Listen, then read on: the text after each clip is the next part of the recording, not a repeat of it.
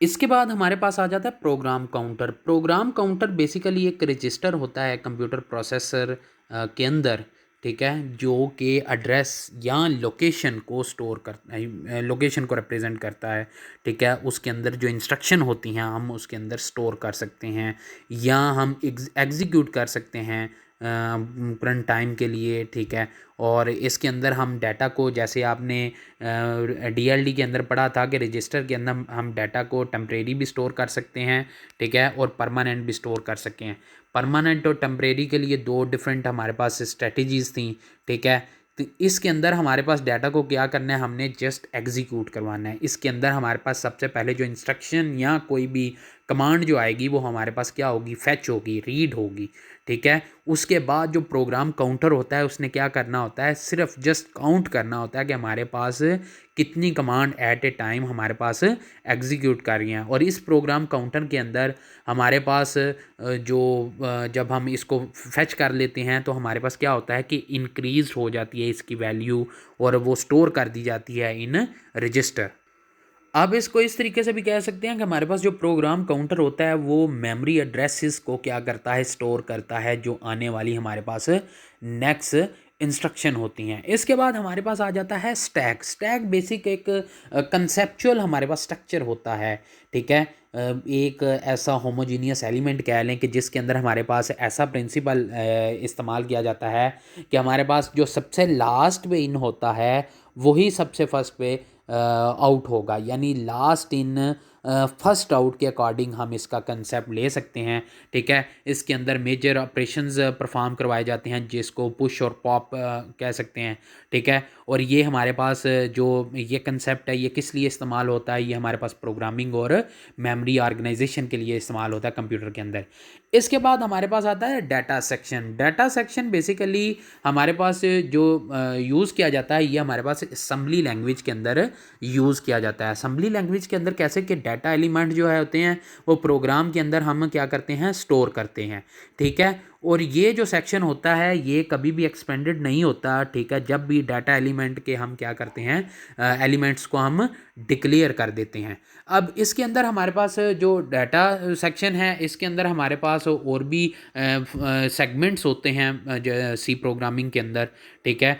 वो जो सेगमेंट्स हैं वो हमारे पास ब्लॉक की सूरत में हो सकते हैं, डाटा सेगमेंट्स की सूरत में हो सकते हैं, सिंबल्स की सूरत में हो सकते हैं। तो ये हमारे पास डाटा सेक्शन होता है जो कि हमारे पास इसकी थ्रूपुट के लिए, हमारे पास थ्रू आउट के लिए प्रोग्राम को स्टैटिक तौर पे रिमेन रखने के लिए, कांस्टेंट रखने के लिए हम क्या करते हैं, यूज़ करते हैं। इसके बाद हमारे पास आ जाता है हीप। हीप बेसिकली आप इसको कह सकते हैं एक ऐसा ट्री है, ट्री कह लें कि जैसे वो एक शाख दूसरे के साथ जुड़ी होती है, यानी मेन जो है उसकी जो रूट होती है वो दो सब शाख्स में डिवाइड होती हैं, यानी हर एक हिस्सा उसमें सब हिस्सों में डिवाइड होता है। जैसे आपका एल्गोरिथम होता है, एल्गोरिथम के अंदर क्या होता है कि हमारे पास हम क्या करते हैं, हर एक वैल्यूज़ को एक दूसरे के साथ क्या किया होता है, कनेक्ट किया होता है। अब ट्री के अंदर हमारे पास जो नोड्स होती हैं इनको स्पेसिफिक आर्डर में हम रखते हैं, यानी आप ऑपरेटिंग सिस्टम के अंदर कह लें कि जो प्रोसेस एट्रीब्यूट्स होते हैं हर एक प्रोसेस को हम दूसरे के साथ क्या करते हैं, हम मिलाते हैं। बेशक वो सब प्रोसेस में डिवाइड हो, लेकिन हर एक प्रोसेस के अंदर जो प्रोसेस होते हैं उनको भी हम क्या करते हैं, एक दूसरे के साथ मिलाते हैं। और ये बेसिकली हम जो हीप यूज़ करते हैं ना ये इसलिए यूज़ करते हैं ताकि हम शॉर्टेस्ट पाथ जो होता है ना उसको हम इस्तेमाल करते हैं। जैसे कि हमारे पास फ़र्ज़ करें, हमारे पास आप कॉपी पेस्ट भी तो करते हैं। आपको एक सिंपल से एग्जांपल देता हूँ कि अगर आप एक प्रोग्राम के अंदर आप कोई चीज़ कॉपी पेस्ट करते हैं तो आप माउस से भी कर सकते हैं, ठीक है। बट आपने अगर कीबोर्ड से करना है तो आप डायरेक्ट कंट्रोल से ही करेंगे तो कॉपी हो जाएगा, जबकि माउस से आप राइट क्लिक करेंगे, उसकी दोबारा से कॉपी में जाएंगे, फिर राइट क्लिक करेंगे, तो इस तरीके से हमारे पास होगा। जबकि यहाँ पे डायरेक्ट आपने क्या किया, यानी शॉर्टेस्ट जो ऑर्डर होता है ना, जो पाथ होता है उसको फाइंड करने के लिए हम हीप का इस्तेमाल करते हैं। इसके बाद हमारे पास आ जाता है कि प्रोसेस स्टेट्स क्या होती हैं। प्रोसेस स्टेट्स हमारे पास 5 तरह की प्रोसेस स्टेट्स होती हैं जो कि एक दूसरे के साथ क्या होती हैं, लिंक होती हैं। अब लिंक कैसे होती हैं, इससे नेक्स्ट डायग्राम में मैं आपको उसका डिटेल में बता दूंगा कि जो हमारे पास जो प्रोसेस स्टेट्स होते हैं, आप कह सकते हैं कि एक ऐसी नेचर है जो करंट एक्टिविटी होती है अब किसी भी प्रोसेस की, ठीक है, उसको डिस्क्राइब करता है। यानी कि हमारे पास जो करंट एक्टिविटी चल रही होती है प्रोसेस के अंदर, हमारे पास वो 5 तरह की होती है। सबसे पहले हमारे पास होती है न्यू जो हमारे पास स्टेट होती है, उसके अंदर जो प्रोसेस होते हैं वो क्रिएट किए जाते हैं, वो बनाए जाते हैं, ठीक है। अभी वो मेमोरी के अंदर हमारे पास स्टोर नहीं है। जबकि हमारे पास जो दूसरा हमारे पास रनिंग जो हमारे पास है, ये हमारे पास क्या होता है, प्रोसेस ऐसा प्रोसेस है जिसको हमने इंस्ट्रक्शन दी होती हैं जो कि एग्जीक्यूट हो रहा होता है, ठीक है, या रनिंग कंडीशन पे होता है। इसके बाद हमारे पास आ जाती है वेटिंग कंडीशन। वेटिंग कंडीशन में हमारे पास देखें तो इसकी सबसे अच्छी एग्जांपल आपको मैं यही दे सकता हूँ कि जब भी प्रिंटर के कोई में आप प्रिंट कोई में आप जाएं तो उसके अंदर आप देखेंगे कि सबसे पहले जो प्रोसेस जो आपको प्रिंटर की कमांड आई हुई है वो हमारे पास क्या होती है, वो हमारे पास रनिंग कंडीशन में चल रही होती है।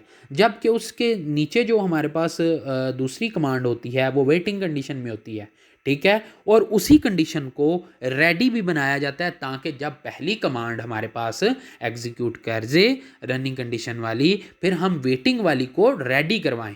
सम टाइम होता है कि हमारे पास कुछ प्रोसेस के अंदर टर्मिनेटेड हो जाता है, यानी हमारे पास जो एग्जीक्यूशन होती है वो फिनिश हो जाती है, तो वो मेमोरी के अंदर हमारे पास सेव नहीं होता, यानी कि वो टर्मिनेट कर दी हुई है इंस्ट्रक्शन। यानी एक दफ़ा जब हमारे पास रनिंग कंडीशन में आई, समटाइम उसको वेटिंग कंडीशन में भी रखना पड़ता है। उसके बाद उसी कंडीशन को, उसी स्टेट को हम दोबारा रेडी कंडीशन में ला के तो दोबारा टर्मिनेट करवा सकते हैं। टर्मिनेट हम जब उसको एग्जीक्यूट करवा लेंगे तो हमारे पास उसकी टर्मिनेशन होगी। यानी हमारे पास ये 5 तरह की प्रोसेस स्टेट्स होते हैं जो कि जॉब को, टास्क को परफॉर्म करवाने में मदद देती हैं।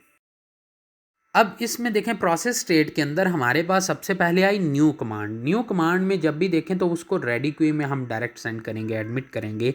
जब रेडी क्यू से देखें तो रेडी में हमने जब रखा तो हमने उसी कमांड को जो नीचे रो आ रही है वो रनिंग कंडीशन में भेज दिया।